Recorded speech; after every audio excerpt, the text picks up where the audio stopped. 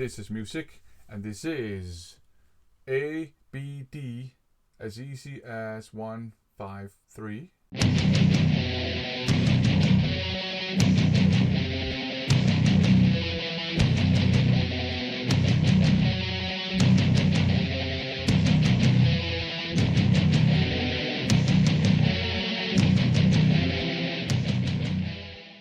The Metal Miners channel have done it. They've reached 1,000 subs. It's well deserved. Congratulations. If you don't know the channel, it's a vinyl community channel. They focus a lot on extreme metal, in particular death metal and black metal, but they also cover other genres every now and then. They put out some great videos, very educational if you're interested in obscure extreme metal. If this sounds like your poison, go and check out their channel. Now, to celebrate this amazing feat, they have launched a cool contest, and obviously I want to take part of the celebrations, so this is my entry into that contest. The theme is ABC, as easy as 1, 2, 3. So A for album, show one of your favorite albums.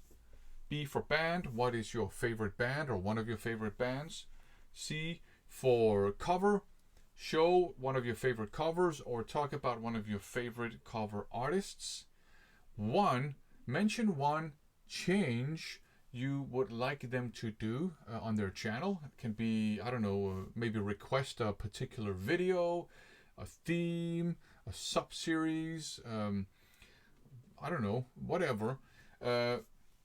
2, mention 2 artists that you would like to release new material in 2024.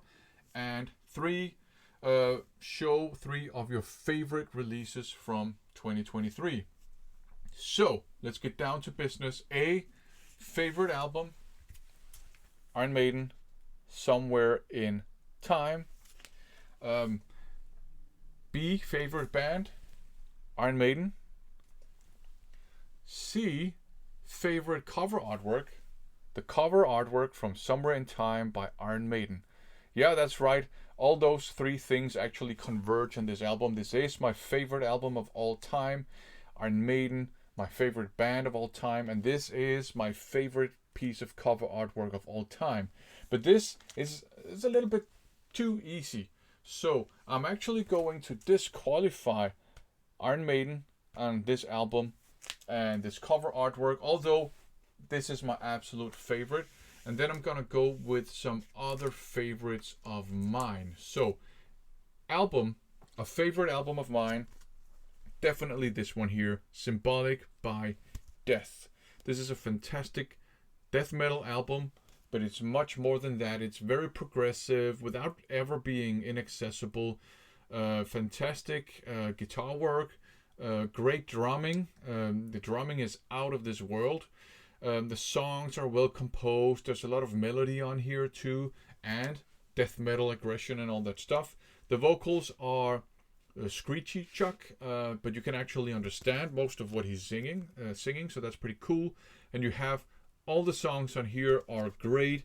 It is hard to pick a favorite. I do have a soft spot for the title track, and for Empty Words as well, and 1000 Eyes in particular, and Crystal Mountain, Perennial Quest, and if I keep going I'll mention all of the songs.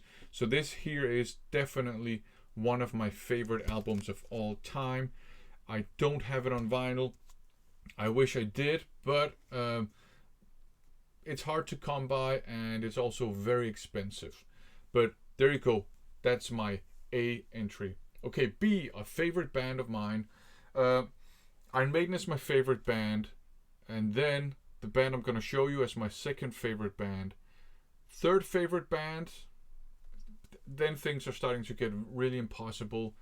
Might actually be this band, but I have so many bands I like. But the band I'm going to pick, my second favorite band of all time, is AC/DC. I'm just going to show some AC/DC albums. Power Age, awesome album, has some great songs on here. Rock and Roll Damnation is a classic, or at least it should be a classic. Riff Raff is on here too, yeah. More aggressive song. You have lots of cool stuff on here. I really like this. It's an album that not a lot of people talk about when they talk about AC/DC, but I quite like it. Uh, Another favorite AC/DC album of mine is, of course, Let There Be Rock. I love the title track, and I am a big fan of Onslaught's version of it. There you go. This is a great album too, and the title track is just so aggressive. Um, yeah, Bad Boy Boogie is another fun one. So yeah, I like Let There Be Rock, and that's an album that more people talk about. Here is a great album in my opinion. Dirty Deeds Done Dirt Cheap. I have a copy of the Australian version too, but this is one of the first AC/DC albums I bought on vinyl back in the day. This is a reissue though. The title track is so heavy, and then you have Big Balls, which is just hilarious as well. You have some great songs on here. I love this album, and I do love how heavy it is. Problem Child is another great groovy, catchy song, that's for sure. So I do like Bon Scott era AC/DC, but I like Brian Johnson era AC/DC equally. So there you go. I have a soft spot for this one. This is an album that not a lot of people talk about, but this was the first AC/DC album I ever had. My parents gave it to me on cassette tape. I found that old cassette tape last year, so that one is back in my possession, but this is a reissue on vinyl.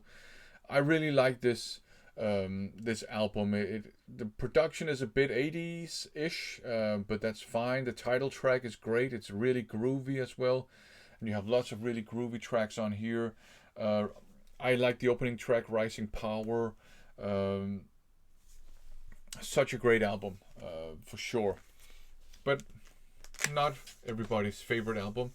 The next one, I also have a soft spot for this one, The Razor's Edge. This one was big in my formative years. This is when it came out. I like all the songs on here.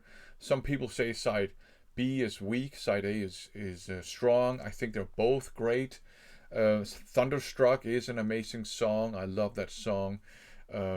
Money Talks. The title track is almost like a heavy metal song.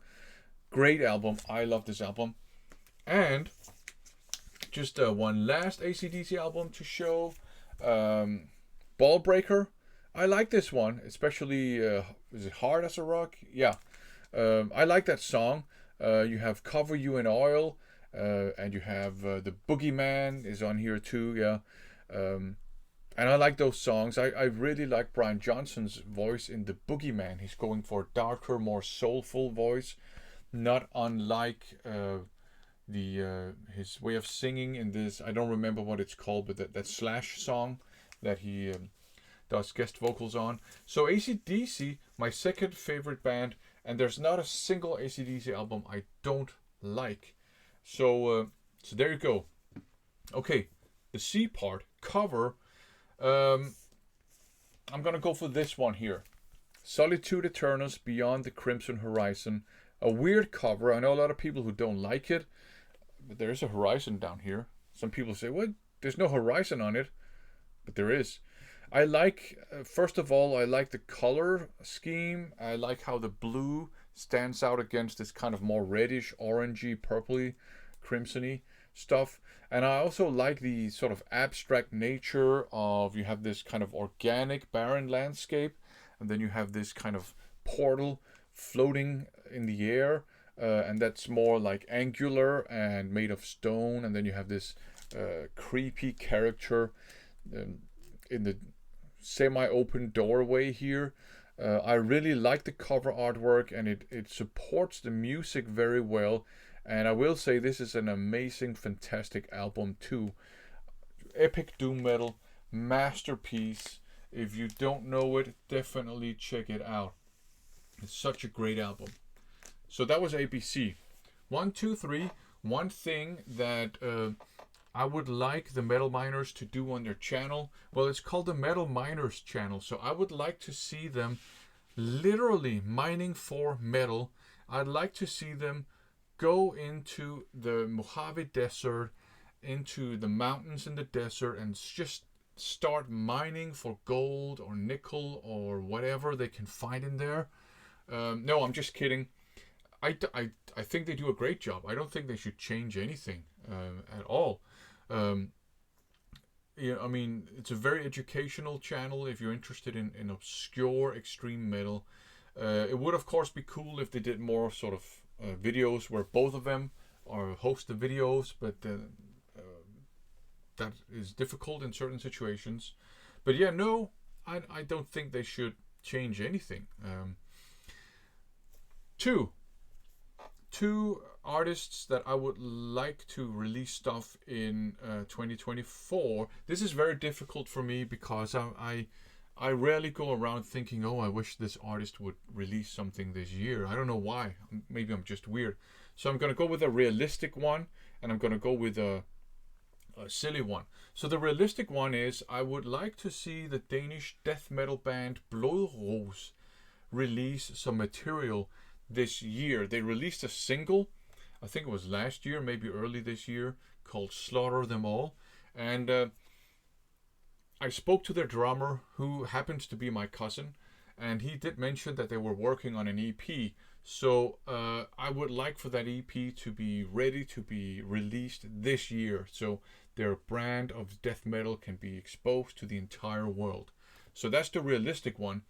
The silly one is I'd like to see Rick Astley release an album, but Rick Astley was originally a rock drummer. That's why he does, in some of his concerts, he plays AC/DC songs and the drums and stuff. I would like to see Rick Astley release a hard rock album this year with original hard rock songs where he plays the drums and he sings. And, you know, it would be fun if they were kind of like sleazy, glam metal-y kind of songs, just as an antithesis to the wholesome Never Gonna Give You Up song, which I like. And of course, as a bonus track, there should be a glam metal version of Never Gonna Give You Up. I think it would be good fun if Rick Astley released a sleaze rock, hard rock, glam metal album this year, playing the drums and singing. He can do it, and I would buy it. So there you go. That's two. Three of my favorite releases from 2023. Gonna start out with some black metal. This one here, Den Tabte Krigen by Bizarre Cult. Norwegian black metal. Progressive black metal, but not as progressive as Vi Overlevde, which is another album of theirs. But this is great. It has your cold Norwegian tremolo picking and blast beats and all that stuff, but it's intertwined with some more atmospheric parts. You got some clean guitar stuff. You have some female vocals as well, and your screechy black metal vocals. So it's a little bit reminiscent of Enslaved, but not as progressive as Enslaved. I would say if you like Enslaved, if you like In the Woods, if you like Natthimmel, this is worth checking out. I absolutely love this album here. It's fantastic, interesting black metal. So there you go. From black metal to progressive metal, progressive power metal maybe. Mari Hamada Soar. A great progressive power metal album. She sounds great. She's in her 60s now, I think, but still has an incredible voice. Her voice is so well preserved that some people have accused her of processing her voice, but she has come out and said, nope, it's all her natural voice. The musicianship is fantastic too. Great stuff. I will give a shout out to Love Bites and their album Judgment Day, which is also a fantastic album. I like it as much as this one, but I wanted to feature this one because Mari Hamada is a veteran. She's been around doing metal, doing hard rock, doing pop rock even at some point since the 80s.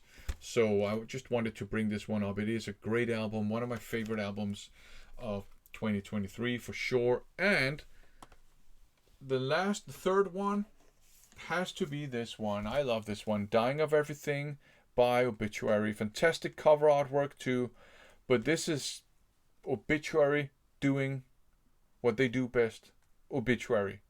And that's all I'm asking for. So there you go. This was my entry into the ABC as easy as 1, 2, 3 contest. Do check out the Metal Miners channel if you like extreme metal. And of course, if you want to support them, why not make an entry into their contest? Again, congratulations on 1,000 subs. For now, thanks for watching.